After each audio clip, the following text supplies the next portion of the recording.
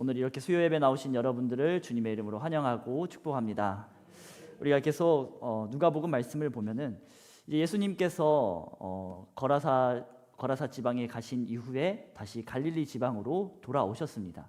그리고 나서 갈릴리 지방으로 돌아오시고 12년 동안 혈류증을 앓던 여인을 회복케 하시고, 그리고 그뿐만이 아니라 죽었던 야이로의 딸을 다시금 살리시는 놀라운 일들을 그 갈릴리 지방에서 행하십니다.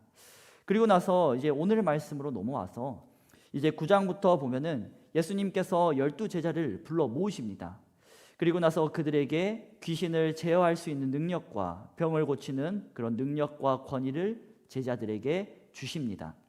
그리고 나서 그들에게 하나님 나라를 전파하도록 그들에게 사명을 건네주십니다. 하나님의 나라를 전파할 뿐만이 아니라 앓는 자들을 치유하도록 제자들을 그 마을 곳곳에 여러 지방으로 이제 보내시는 것을 우리가 볼 수 있습니다. 예수님께서 이 땅에 오신 그 이유가 바로 오늘 제자들에게 능력을 주시고 제자들을 각각 여러 마을에 보내신 그 이유와 동일한 이유로 예수님께서 이 땅에 오셨습니다. 하나님의 나라를 전파하고 그리고 병든 자들을 치유하시는 그러한 예수님의 소명이 이 땅에 그러한 이유로 오신 그 이유가 계속해서 예수님에게서 제자들에게 위임되고 그리고 계속해서 이어지는 모습을 우리는 오늘 말씀을 통해서 볼 수 있습니다. 예수님의 소명을 이어받은 그러한 제자들이 받은 사명을 잘 감당할 수 있도록 예수님께서는 그들에게 필요한 능력과 권위 또한 주십니다. 그리고 나서 3절에서 5절 말씀으로 넘어오면 이제 어떻게 그 받은 사명을, 예수님에게 받은 사명을 어떻게 해야지 이제 그 사명을 잘 감당할 수 있는가, 어떻게 그 일들을 수행해야 하는가에 대해서 예수님께서 말씀하십니다. 쉽게 얘기하면 사명을 감당하는 그러한 제자들의 태도에 대해서 어떤 마음가짐으로 어떤 모습으로 가야 되는지에 대해 예수님께서 이야기를 하십니다.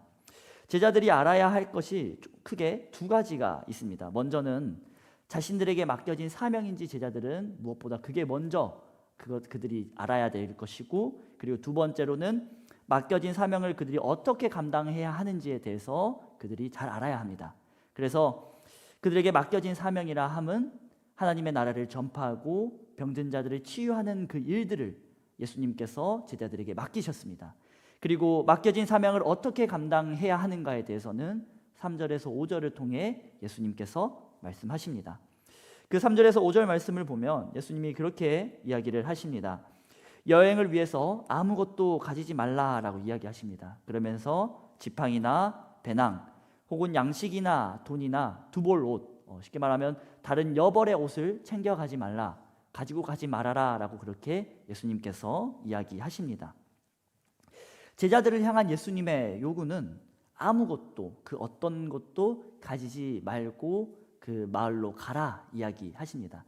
그래서 이 말씀을 가지고 이제 예전에는 저 때는 아니지만 아마 여기에 계신 한 40대 분들이 청년 때는 이 말씀을 가지고 아마 전도로 나가면서 이제 그 용어가 정확히 기억이 안 나는데 아무것도 안 들고 전도 나가는 그런 일들을 많이 했다라고 제가 알고 있습니다. 그런 것처럼 예수님이 제자들에게 향한 요구는 어떻게 보면 정말 매우 급진적이고 파격적인 그런 요구이십니다.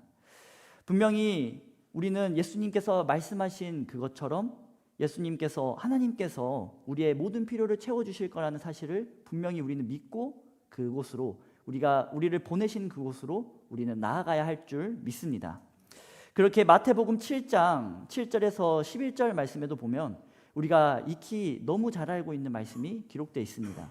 구하라 그리하면 너희에게 주실 것이요, 찾으라 그리하면 찾아낼 것이요, 문을 두드리라 그리하면 너희에게 열릴 것이니 구하는 이마다 받을 것이요, 찾는 이는 찾아낼 것이요, 두드리는 이에게는 열릴 것이니라. 너희 중에 누가 아들이 떡을 달라 하는데 돌을 주며 생선을 달라 하는데 뱀을 줄 사람이 있겠느냐? 너희가 악한 자라도 좋은 것으로 자식에게 줄 줄 알거든 하물며 하늘에 계신 너희 아버지께서 구하는 자에게 좋은 것으로 주시지 않겠느냐. 아멘. 예수님께서 이렇게 우리에게 말씀하십니다. 그리고 이 말씀과 같이 우리 역시 우리가 하나님께 구할 때에 하나님께서 우리의 그 필요들을 채워주실 걸 믿고 우리가 나아가야 할 줄 믿습니다. 분명한 사실은 하나님께서 우리의 필요를 아시고 필요를 채워주신다라는 것입니다. 그렇다고 3절에서 5절 말씀을 가지고 우리가 이 말씀을 막 문자 그대로 막 받아들여서 우리가 아무것도 가지지 않고 흔히 말하는 무소유로 우리가 살아가야 돼라는 그런 말씀은 아닙니다. 제자라면 무조건 이 말씀대로 아무것도 가지지 않고 무소유로 살아가야 돼 이렇게 받아들일 것이 아니라 왜 예수님께서 이렇게 말씀하셨는지 그 말씀의 의미를 아는 것이 우리에게 무엇보다 중요합니다. 3절 말씀을 보면 배낭이다라고, 배낭을 가져가지 말라 이렇게 이야기하십니다. 이 배낭이라 함은 이제 내가 어떠한 필요한 것들을 준비해서 채워넣는 그러한 가방을, 어떠한 준비물들을, 필요한 것들을 내가 가지고 가는 것이 아닌 하나님의 공급하심을 믿고 그곳 가운데 나아갔을 때 내 필요를 아시고 내 공급함을 채워주실 그 하나님을 믿고 나아가라라는 그러한 예수님의 말씀이십니다. 예수님이 제자들에게 한 요구는 마치 출애굽 당시에 이제 이스라엘 백성들이 광야길로 떠났던 그런 모습과 오버랩, 겹쳐 보여집니다. 이스라엘 사람들은 출애굽 당시에 급하게 이제 그 땅에서, 애굽 땅에서 나왔습니다. 모든 것들을 다 갖추고 다 준비해서 그들은 나온 것이 아니라 급하게 그 땅에서 떠나 광야로 행해야 했습니다. 그러다 보니 광야길 가운데 그들에게 먹을 것이 필요할 때가 있었습니다. 그럴 때마다 하나님께서는 그들에게 만나와 메추라기를 공급해 주십니다. 그들이 마실 것이 없다라고 그렇게 하나님을 찾을 때에 하나님께서 반석에 물이 나게 하시며 그들의 목마름을 채워 주십니다. 광야의 그 순간순간마다 하나님께서 그들을 채워주시는 그런 놀라운 은혜들을 이스라엘 사람들은 경험했습니다. 그리고 그 사실을 지금 이 성경 말씀에 있는 이 이스라엘 유대인들 역시 매우 잘 알고 있습니다. 물론 이스라엘 사람들이 광야에서 살아갔던 그 출애굽 당시 이스라엘 사람들이 하나님께 정확히 말하면 간구한 것은 아닙니다. 하나님 앞에 불평하고 하나님 앞에 불만을 토로했지만 그럼에도 하나님께서 그들의 불평과 그들의 불만 섞인 소리를 들으시고 그들을 징계하시고 혼내는 것이 아닌 그들의 필요를 채워주시는 그러한 놀라운 은혜들을 이스라엘 사람들이 경험을 하게 됩니다. 제자는 안정을 추구하는 그러한 사람을 말하는 것이 아닙니다. 예수님을 따르는 사람은 안정을 추구하는 자가 아니라 안정을 추구하는 것보다 복음을 증언하는 자로 살아가야 되는 것이 제자들이고 예수 그리스도를 따르는 자들인 줄 믿습니다. 세상의 사람들은 안정적인 것을 추구합니다. 예수님에 대해서 잘 알지 못하는 제자들 역시도 세상 사람들과 별반 다르지 않는 모습을 보여줬습니다. 복음을 전하는 삶보다 그들은 안정을 더 추구했습니다. 그러다 보니 예수님의 우편에 누가 앉을 것인가, 예수님의 옆자리에 누가 앉을 것인가를 놓고 그들끼리 이야기하며 다투는 일들도 있었습니다. 예수님을 따르던 많은 사람들 역시도 이 제자가 안정을 추구하기보다 복음을 전해야 한다는 사실을 몰랐습니다. 그렇기에 예수님을 따르며 하나님의 뜻을 따라 복음을 전하는 것이 아니라 자신들의 배고픔을 채워주고 자신들의 필요를 채워줄 수 있을 것 같은, 혹은 자신들의 안정적인 삶을 예수님께서 이루어 주실 것 같으니까 그 예수님을 왕으로 모시려고 했던 것들도 우리가 볼 수 있습니다.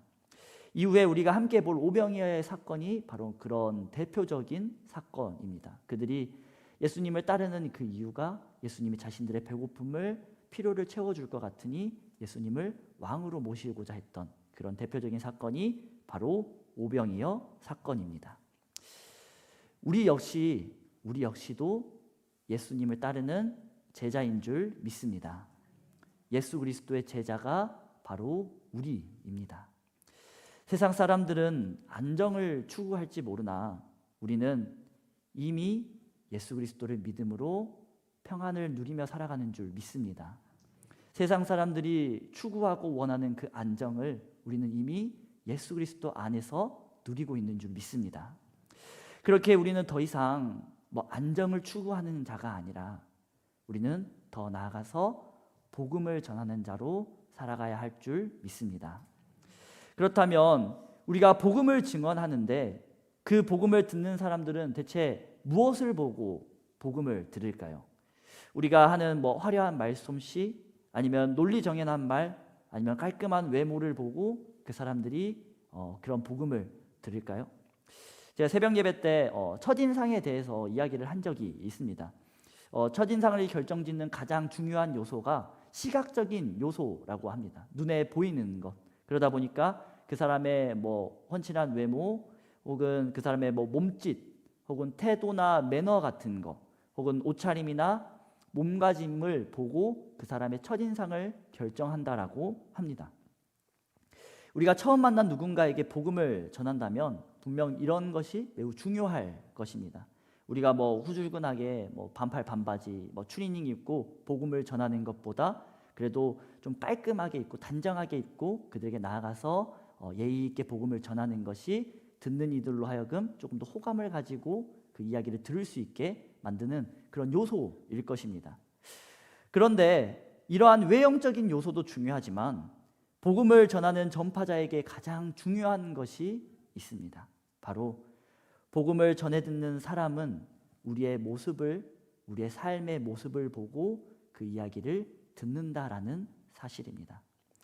세상 사람들이 추구하는 안정이라고는 눈꼽만큼도 없는 그런 그리스도인의 모습을 보며 사람들은 예수 그리스도가 평안을 준다는데, 화평을 준다는데 그게 맞나? 라는 의심을 품게 될 겁니다.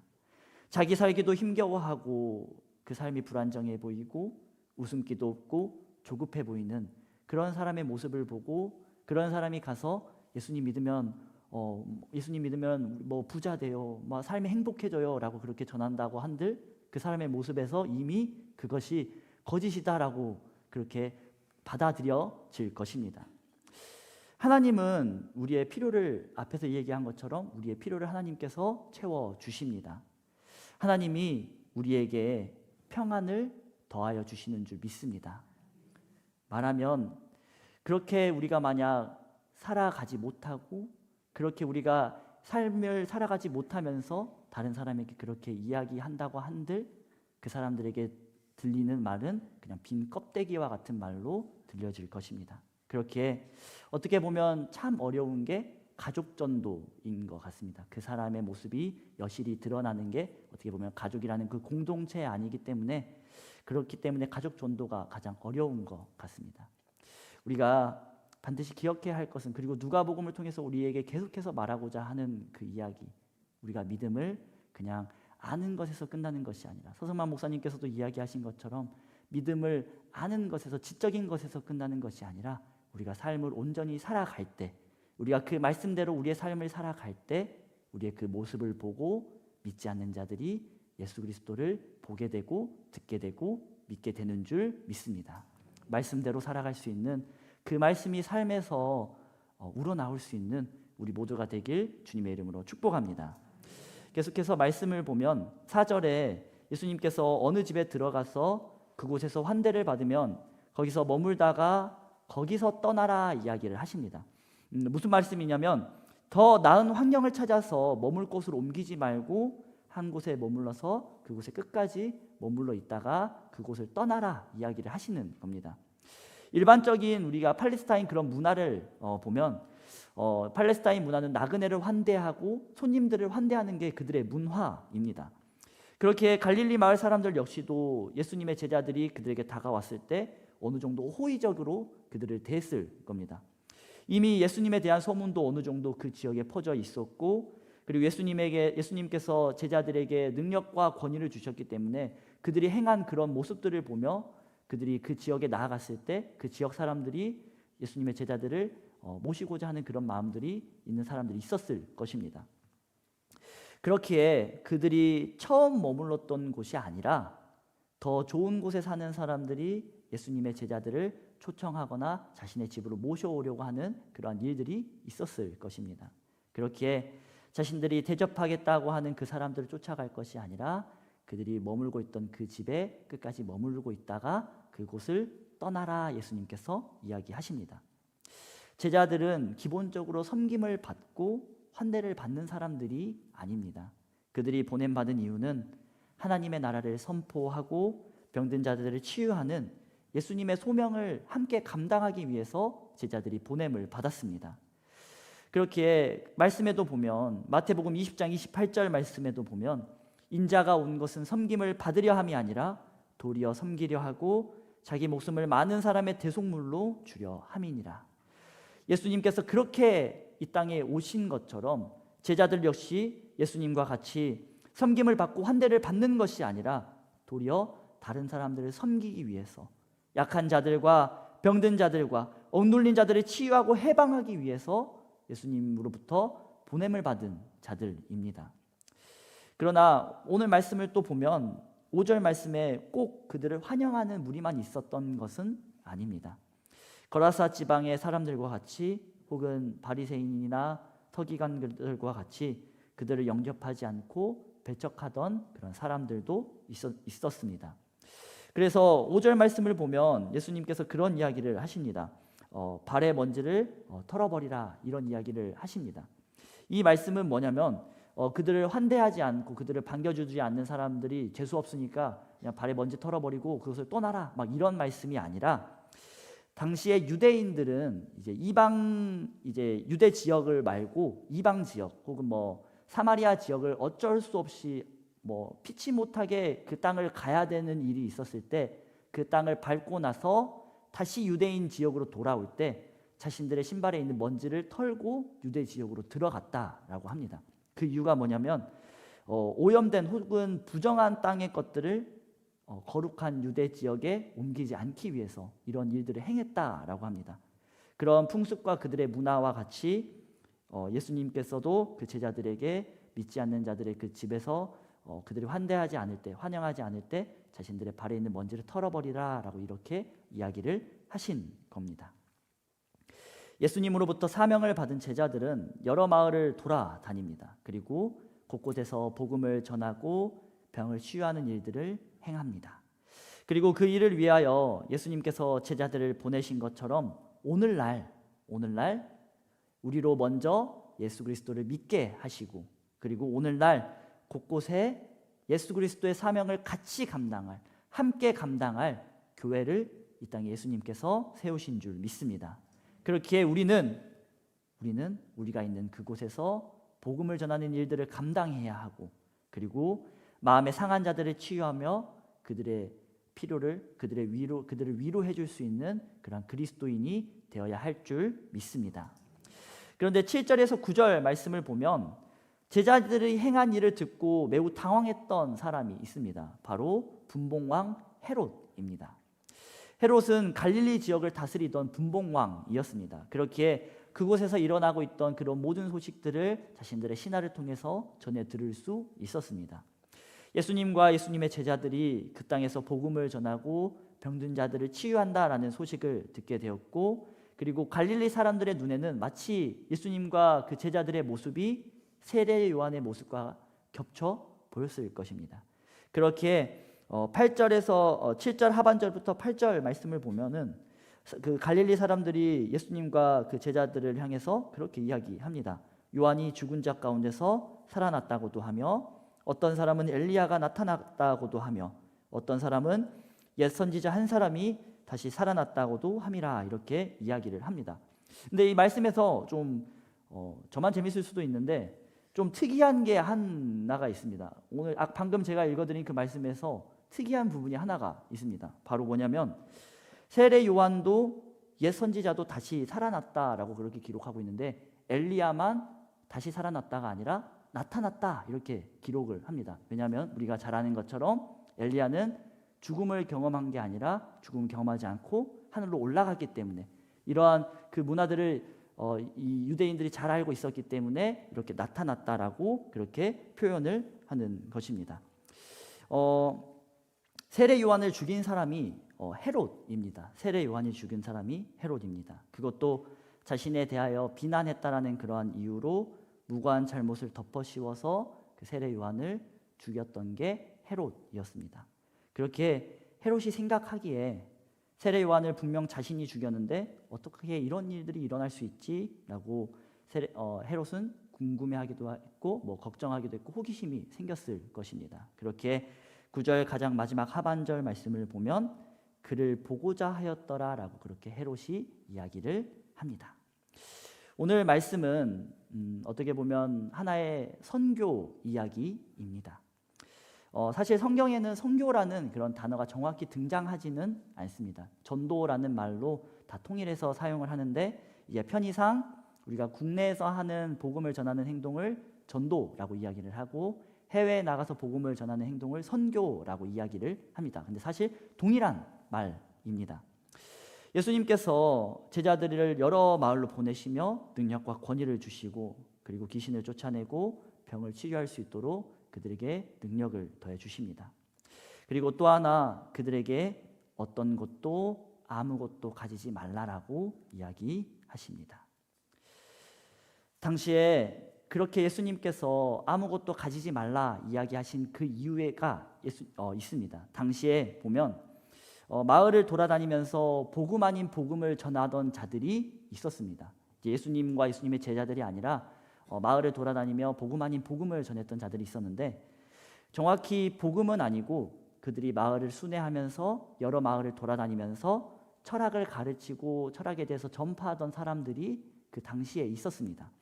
그리고 그렇게 철학을 가르치던 사람들의 공통적인 모습 중 하나가 뭐냐면 그들이 지팡이를 가지고 있었고 배낭을 메고 있었다라는 사실입니다. 그들이 마을을 돌아다니면서 철학을 가르쳐주고 그들에게 철학을 강론하고 나서 그들은 그 대가로 사람들에게 돈을 받았습니다. 그리고 그 받은 돈을 자신의 가방에, 옛날 성경에는 전대라고 제가 기록되어 있던 걸로 알고 있는데 그 전대에 그 돈을 이렇게 보관하고 모아뒀던 것입니다. 예수님도 이러한 당시의 그 철학자들이 그렇게 마을을 돌아다니며 철학을 가르쳤던 것들을 잘 알고 있었을 것입니다. 그렇기에 그들과 같은 자들이라는 오해를 피하기 위해서 예수님께서 그렇게 지팡이와 전대를 가지지 말라 이야기하십니다. 혹여나 제자들이 복음을 전하러 갔다가 제자들이 전하는 복음을 마치 하나의 철학과 같이 그들이 받아들일 염려가 있기에 혹은 그들이 주는 그런 돈을 받기 위해서 그들이 그곳에 와서 복음을 전하는구나라는 그런 오해를 피하기 위해서 예수님께서 그들에게 아무것도 가지지 말라 이야기하십니다. 오늘 말씀은 보면 우리가 전도나 선교에 대한 말씀으로 좀 집중해서 우리가 볼 수도 있습니다. 그런데 저는 오늘 조금 더 큰 범위의 사명에 대해서 오늘 말씀을 가지고 좀 간단하게 나누길 원합니다. 예수님께서 제자들을 부르시고 그 제자들에게 사명을 주시고 그 사명을 따라 복음을 전하도록 제자들을 보내십니다. 그리고 우리도 예수님에게 우리 각자가 받은 그러한 사명이 있는 줄 믿습니다. 우리가 1일차 밥상 차리기에서도 본 것처럼 가정에서, 학교에서, 직장에서, 교회에서 각자에게 하나님께서 주신 사명이 다 있습니다. 우리가 감당해야 할 그런 사명들이 우리에게는 있습니다. 그런 사명 앞에 우리는 대체 어떻게 그 사명들을 하나님께서 내게 맡기신 그 사명을 감당해야 할까요?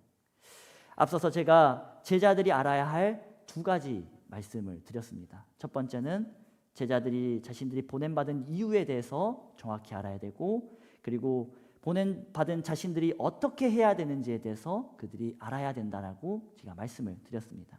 이건 그 당시에 제자들만이 알아야 할 사실이 아닌 우리 역시 오늘날 예수님께서 우리에게 맡기신 사명을 감당할 우리 역시 동일하게 알아야 할 그런 고민해야 할 그런 문제입니다. 예수님께서 나를 이 가정 가운데 혹은 내가 있는 학교나 직장이나 교회에 보내신 이유는 분명 어떠한 아무 이유 없이 우리를 그 땅 가운데 그곳에 보내신 것이 아니라 그곳에 보낸 이유가 다 있는 줄 믿습니다. 그리고 그 이유가 무엇인지 우리는 고민해야 되고 진지하게 생각해야 합니다. 대체 나를 왜 이곳에 보내셨지? 나를 이곳에 보내셔서 예수님께서 하시고자 하는 일이 무엇이지? 우리는 그렇게 고민해봐야 합니다. 나에게 맡기신 사명이 대체 무엇일까? 우리는 하나님께 끊임없이 물어야 합니다.